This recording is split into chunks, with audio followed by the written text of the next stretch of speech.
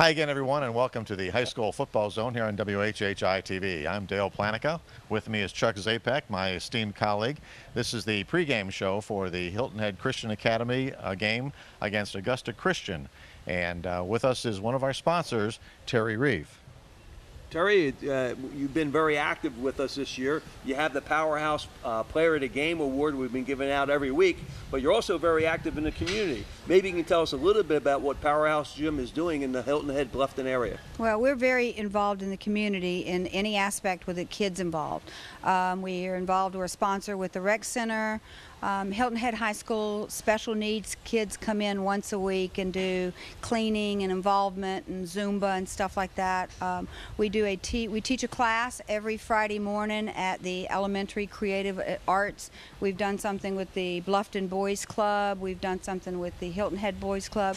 We're part of the community. We want Powerhouse. When they think of community people that are involved, we want the people to think of Powerhouse. No, I see in the gym here you even have a couple of, for the cancer awareness, you have some pink treadmills. Tell us a little bit about that. Yes. As everyone knows, October is Breast Awareness Month. And I'm a breast cancer survivor for 12 years. And last year we decided that we would purchase some pink treadmills. And what Cybex does is for every mile someone walks on the treadmill, they donate 10 cents.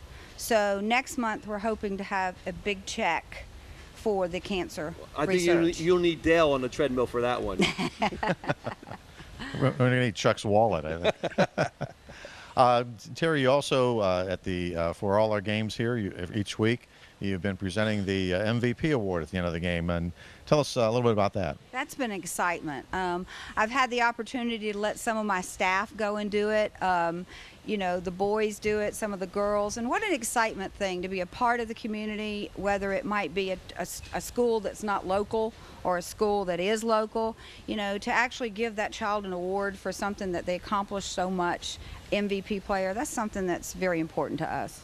And I know you do a lot with the children here at Hilton Head High School, especially the children with special needs. Could you tell us a little bit more about that? Yeah, we started that last year with Stephanie Ferris is in charge of that program with special needs kids, and they normally don't have a lot of activity off the premises. So they bus them here every Tuesday morning at 9 o'clock. This is our second year, and these kids are not social, they don't get out, and they have just blossomed in the last year. For instance, I have one, and we call him Mr. Powerhouse. I mean, he comes in the door, and he knows exactly what to do. He knows to get the towels, he knows to get the water bottles, he knows what to do as far as clean them, and the parents love it, the teachers love it, but we as Powerhouse employees and the members, we love it too.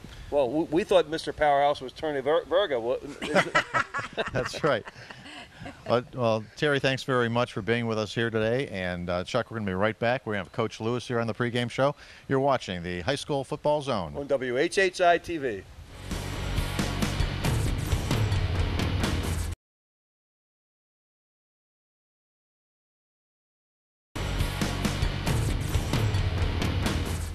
Welcome back here on the High School Football Zone pregame show, and with us is Coach Tommy Lewis of Hilton Head Christian Academy. And Coach, you've got a game tonight with Augusta Christian. Yeah, they're a very strong team, very strong program, and we just hope to give them a good game tonight. Coach, going back to last week, you played the rematch of the state championship game. This week you're playing an undefeated team, so it's two very worthy opponents back to back. How do you feel coming out of last week's game? What are some of the things that you thought you achieved that you want to carry into this game?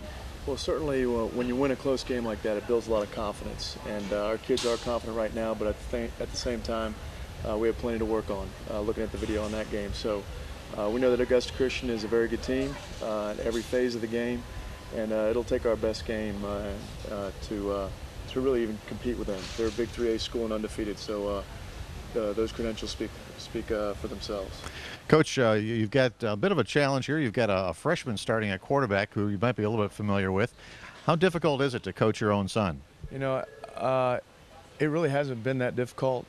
He makes it easy. He's a hard worker, loves the game, has a passion for the game, and so it's been a joy. And as much as we can, we kind of try to keep it professional, so to speak. he's the quarterback and I'm the coach, and we try to maintain that relationship when we're out on the field.